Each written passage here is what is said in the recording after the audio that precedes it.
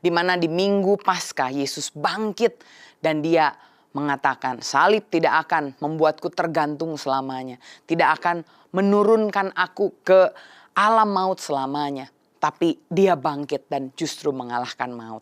Paskah bukan sekedar perayaan. Ada makna mendalam di balik pengorbanan Kristus di kayu salib. Melalui khotbah ini, Pendeta Dr.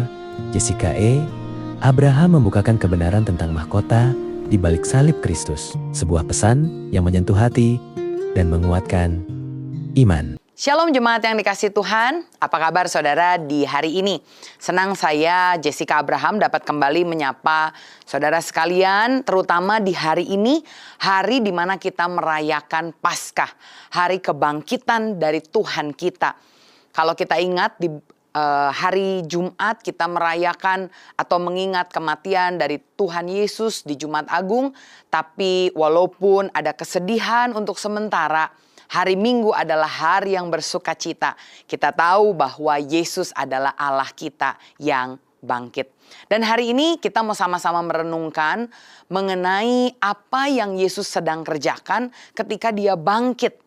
Dan karena itu hari ini saya mau mengajak saudara untuk sama-sama merenungkan firman Tuhan dengan judul Mahkota di balik salib Kristus.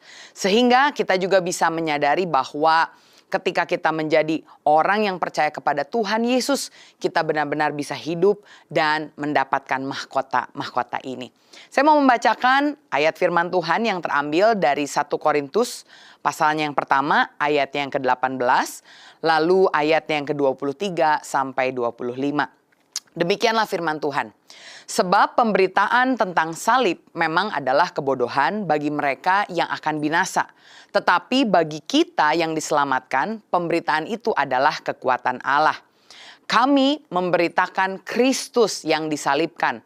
Untuk orang-orang Yahudi suatu batu sandungan dan untuk orang-orang bukan Yahudi suatu kebodohan. Tetapi untuk mereka yang dipanggil baik orang Yahudi maupun orang bukan Yahudi, Kristus adalah kekuatan Allah dan hikmat Allah. Amin. Saya teringat ada kisah seorang pria yang terapung-apung di atas laut. Jadi dia ini sedang memancing, kemudian karena dia tidak sadar, dia sendirian, mulai datang gelombang, badai datang dan akhirnya kapalnya terbalik sehingga dia hampir tenggelam. Dia adalah orang yang cukup bisa berenang, saudara. Karena itu dia berusaha sekuat tenaga, masih tenang, tapi kemudian air makin besar, ombak makin besar luar biasa dan akhirnya dia mulai perlahan-lahan kehabisan tenaganya. Mulai dia kehilangan arahnya. Ini mana ke arah ke pantai atau mungkin ke tempat yang lebih dalam. Dia nggak bisa membedakan arah. Dan di situ mulai dia merasakan ketakutan yang luar biasa. Dia bilang, aduh bahaya nih, saya akan tenggelam. Aduh apa yang akan terjadi. Sementara dia ingat, dari tadi tidak ada kapal di sekitarnya. Dia berusaha sekuat tenaga untuk menolong dirinya sendiri, tapi tidak berhasil. Sampai akhirnya dia menyerah dan dia cuma bilang, selesai sudah. Selesai sudah hidup saya di sini. Akhirnya karena tenaganya sudah habis, tidak lagi kuat meronta-ronta, akhirnya dia perlahan-lahan mulai tenggelam. Ketika dia merasa sudah di ujung tanduk, sudah selesai semuanya. Tiba-tiba ada seorang yang terjun dan menyelamatkan dia, menarik dia. Ternyata tanpa dia sadari karena dia panik, dari tadi ada satu kapal lain yang dekat dengan dia, yang sebetulnya di sana ada seorang lain yang memperhatikan. Dia mau menolong, dia punya pelampung yang mau diberikan. Dia mau tarik orang ini, tapi dari tadi orang ini terus meronta, terus berusaha. Dan orang yang mau menolongnya berpikir, wah kalau saya tolong bahaya nih, saya bisa tenggelam. Tapi ketika dia mulai menyerah, dia mulai tenang. Akhirnya si orang ini terjun dari kapalnya dan dia menyelamatkan pemuda yang pertama yang hampir tenggelam. Ternyata di titik di mana dia berkata, selesai sudah semuanya.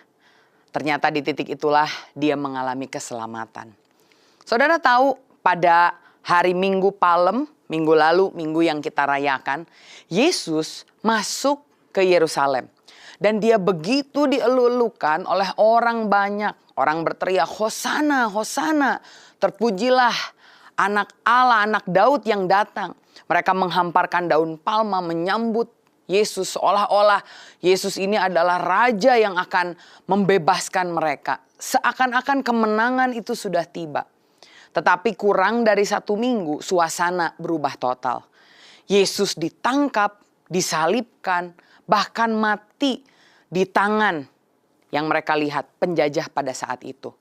Disitulah harapannya runtuh. Orang yang menganggap bahwa ini adalah kemenangan kita. Mereka ketika Yesus ada di atas kayu salib, apalagi saat Yesus mati, mereka bilang, selesailah sudah harapan kita. Selesailah sudah keinginan kita untuk pribadi ini menjadi raja. Bahkan kalau kita melihat dari ayat firman Tuhan, ada bahkan muridnya Yesus sendiri yang akhirnya pulang ke kampungnya masing-masing karena mereka kecewa, mereka merasa, udah pokoknya ini selesai sudahlah angan-angan keinginan kita. Salib adalah momen di mana orang berkata selesailah sudah, harapannya hancur, rencananya gagal. Tapi ternyata saudara harus mengerti bahwa bagi Yesus justru ketika dia ada di atas kayu salib, Yohanes 19 ayat 30 berkata, Yesus berteriak, sudah selesai. Bukan selesailah sudah, tapi sudah selesai. Kenapa? Karena dia tahu dia bukan kalah, tapi ternyata dia sudah menyelesaikan semua yang mau dikerjakannya di dunia. Yang murid-murid, orang-orang yang saat itu percaya, yang mereka tidak lihat adalah hal yang dianggap menjadi titik terendah. Salib yang dianggap hina ternyata bukanlah akhir dari cerita.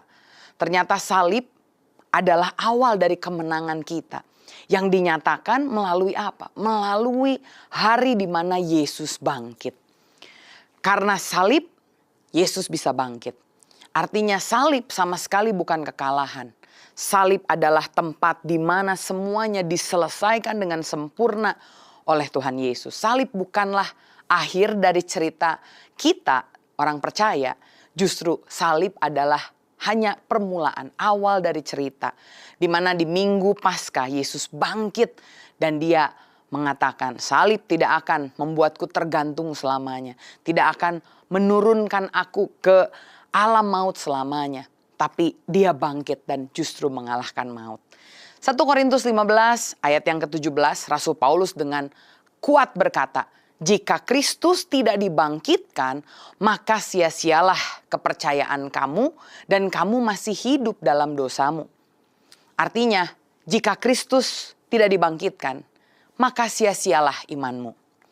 Kalau kita lihat setelah salib di hari Jumat, hari ini, hari Minggu saat kita merayakan Paskah, Yesus, dia hidup. Tapi bukan hanya hidup kembali, bukan hanya sekedar bangkit. Tapi kebangkitannya membuat Yesus memberikan kepada kita hak untuk kita menerima mahkota sebagai anak-anak Allah. Karena Yesus sudah memenangkan pertandingan di atas kayu salib. Karena itu kita sebagai orang-orang percaya, kita perlu tahu apa mahkota yang Yesus dapatkan di balik dari salib. Saya mau menyampaikan ada 3 mahkota yang kita perlu perhatikan sehingga apa yang kita rayakan hari ini bukan berakhir di perayaan saja. Tapi kita bisa bawa dalam hidup kita besok bahkan seterusnya. Dan kita bisa hidup di dalam kemenangan mahkota yang diberikan oleh Tuhan Yesus. Yang pertama saya lihat di kitab 1 Korintus 15 ayat yang ke-56 sampai 57. Inilah mahkota pertama di balik salib Kristus. Yang pertama adalah mahkota kemenangan. Firman Tuhan berkata, sengat maut ialah dosa dan kuasa dosa ialah hukum Taurat. Tetapi syukur kepada Allah yang telah memberikan kepada kita kemenangan oleh Yesus Kristus Tuhan kita. Kalau kita lihat Adam, Hawa jatuh dalam dosa. Ketika mereka jatuh dalam dosa, maut mulai masuk. Dan banyak orang yang bertanya, kenapa Adam dan Hawa yang berdosa, lalu dosanya itu bisa diberikan kepada kita keturunannya? Sebetulnya sederhana saudara. Anggapan seperti orang tua, ayah, ibu pindah dari satu kota ke kota yang lain. Tentu anaknya itu dilahirkan di kota yang baru, dalam keadaan yang baru. Begitu pula dengan kita. Ketika Adam dan Hawa, manusia pertama yang diciptakan oleh Allah, ketika mereka melakukan dosa, tidak taat kepada Tuhan, maka kita sebagai anak-anaknya ikut memiliki natur dosa tersebut. Sehingga maut ini juga menjadi bagian kita. Maut ini menakutkan bagi kita. Karena tentu ketika kita berdosa, kita menerima maut dan kemudian pada akhirnya kita akan masuk ke dalam kematian kekal. Sebetulnya sudah tidak ada jalan lagi untuk kita bisa menyelamatkan diri kita sendiri. Tapi puji Tuhan, Yesus datang, dia turun ke dunia, naik ke atas salib. Dan ketika dia bangkit, Yesus menang atas maut. Dia menelan maut, kalah telak maut sehingga dia menang. Bagi kita, orang yang percaya kepada Yesus, kita tidak perlu lagi takut terhadap kematian. Kita tahu bahwa kita memiliki kehidupan yang baru. Kalau kita perhatikan, sebelum Paskah, Yesus itu mati di hari Jumat. Tetapi ketika pagi-pagi benar, hari Minggu pagi, dia bangkit. Yang menarik adalah ketika dia bangkit, ada tilam, kain kafan yang ditaruh di sana. Ini menunjukkan bahwa apa yang dilakukan oleh Yesus adalah sesuatu hal yang luar biasa. Ketika Yesus bangkit, kebangkitannya ini dia berikan kepada kita. Yang kedua, saya melihat apa yang dilakukan Yesus. Mahkota apa yang diberikan oleh Yesus kepada kita orang percaya. Saya melihat yang kedua, saat Yesus dibangkitkan, bukan hanya dia mengklaim mahkota kemenangan, tapi yang kedua, Yesus juga mengklaim mahkota pemerintahan.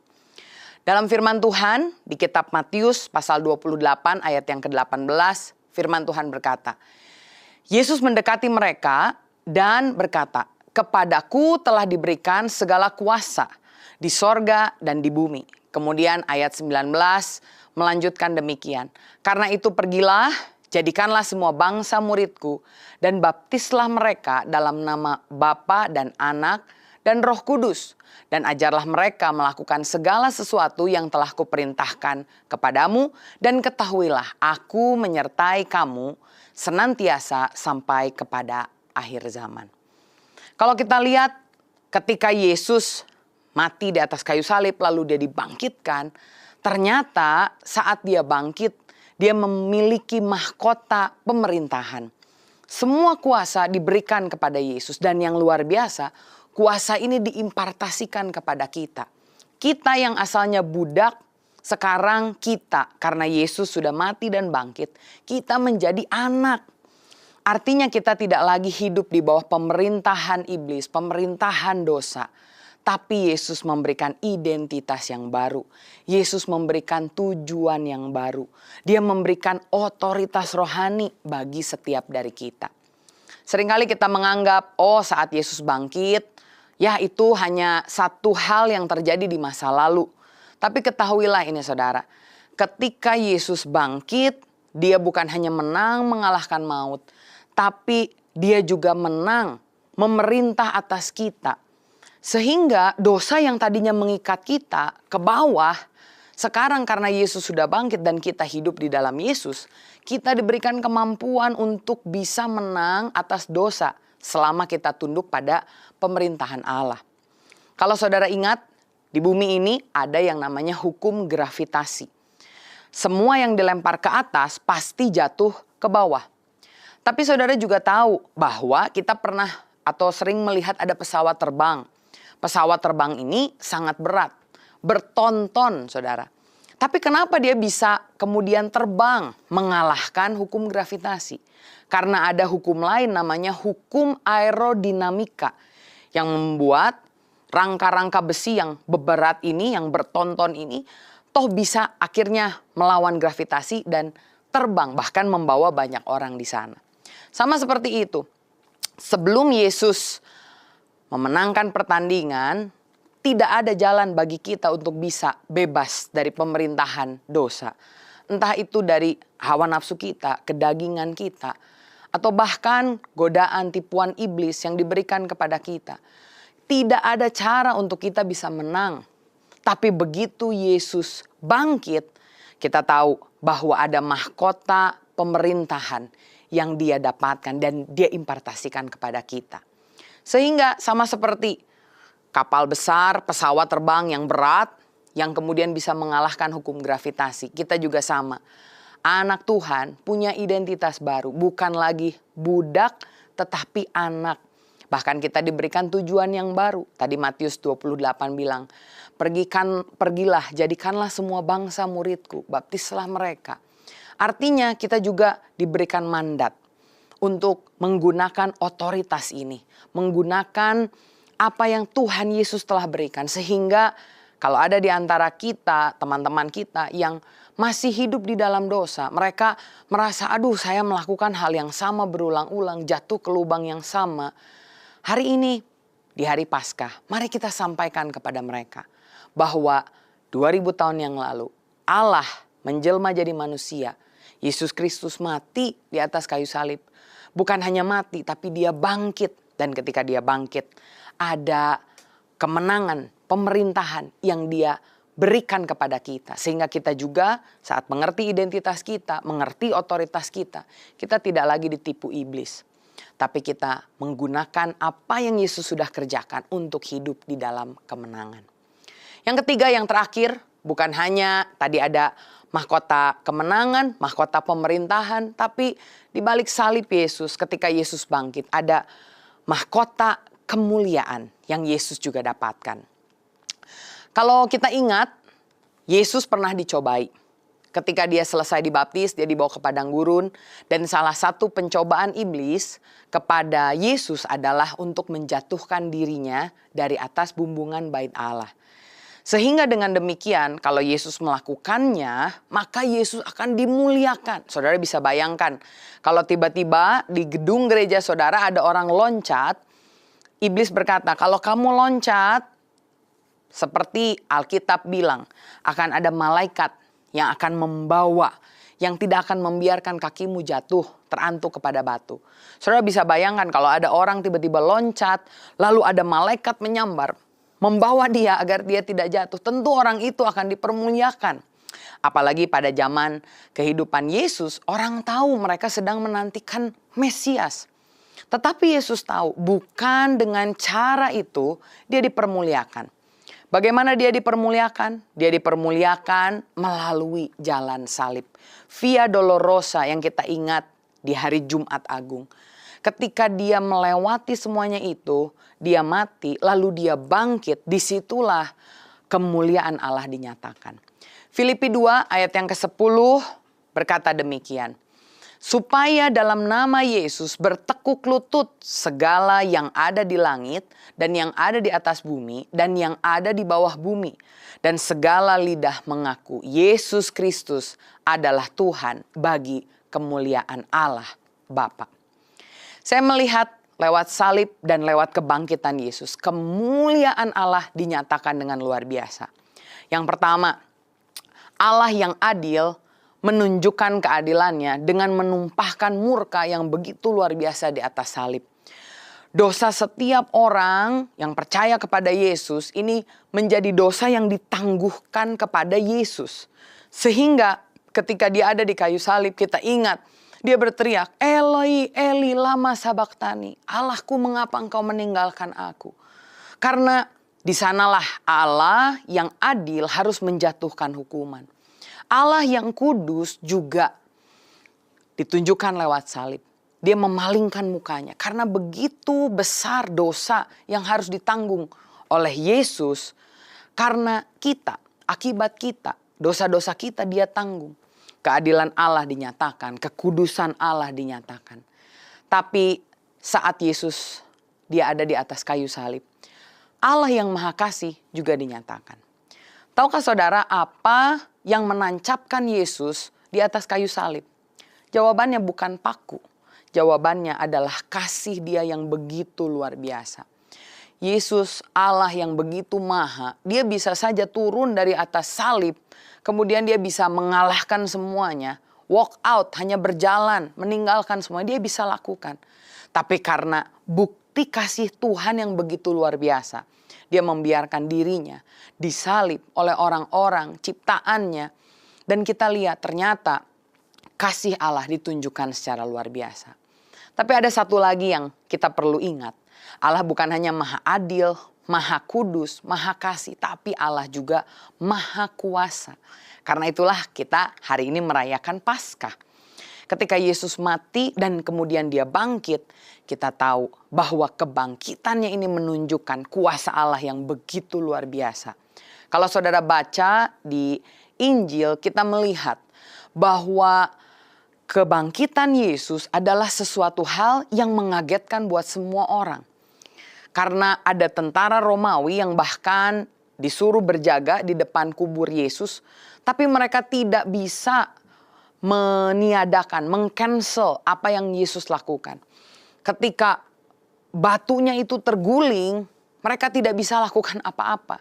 Karena memang Allah begitu luar biasa. Di Alkitab ditulis bahwa ahli-ahli Taurat, orang-orang Farisi bahkan harus memberitakan kabar bahwa mayatnya Yesus dicuri. Padahal sama sekali tidak demikian. Kenapa kita yakin? Karena setelah hari ini kita akan merayakan hari kenaikan Yesus ke sorga. Jadi benar, kemuliaan Tuhan dinyatakan. Dan bagi kita saat kita tahu kita menyembah Allah yang maha kasih, maha kudus, maha adil, maha kuasa. Ada satu masa depan yang luar biasa yang dia berikan kepada kita. Ada kemuliaan yang Yesus mau berikan kepada kita yang ikut serta dengan dia. Kita lihat bagaimana ketika kita hidup bukan lagi hidup untuk diri sendiri. Tapi kita harus hidup bagi Yesus. Di dalam kitab Roma pasalnya yang ke-8 ayat yang ke-17 sampai 18 dikatakan. Jika kita adalah anak, maka kita juga adalah ahli waris. Maksudnya orang-orang yang berhak menerima janji-janji Allah yang akan menerimanya bersama-sama dengan Kristus. Yaitu jika kita menderita bersama-sama dengan Dia. Supaya kita juga dipermuliakan bersama-sama dengan Dia. Hari ini kita tahu Yesus menerima mahkota kemuliaan. Dan kemuliaan itu akan diberikan kepada kita dengan satu hal yang tadi disampaikan. Kita juga harus mau menderita bersama dengan Yesus. Apakah artinya kita juga harus jalan di Via Dolorosa, harus kemudian secara literal disalib di atas kayu salib untuk menebus dosa kita? Sama sekali tidak. Kita tidak bisa menebus kesalahan kita sendiri. Seandainya saudara mati hari ini, saudara tetap tidak bisa menebus dosamu. Karena hanya yang suci yang bisa membebaskan yang bersalah. Orang yang salah tidak bisa menggantikan kesalahan orang lain. Lalu apa yang harus kita lakukan? Ketika Yesus sudah memikul salib, ketika Yesus sudah bangkit, Yesus memberikan di dalam Matius 11 ayat 29 sampai 30 hal yang dia ingin, rindu kita lakukan. Dikatakan oleh firman Tuhan, pikulah kuk yang kupasang dan belajarlah padaku. Karena aku lemah lembut dan rendah hati dan jiwamu akan mendapat ketenangan. Sebab kuk yang kupasang itu enak dan bebanku pun ringan. Seringkali saat kita membaca ayat ini kita pikir, oh kita harus menanggung dosa kita sendiri. Wah, membawa salib kita sendiri. Betul, kita harus menyangkal diri, pikul salib.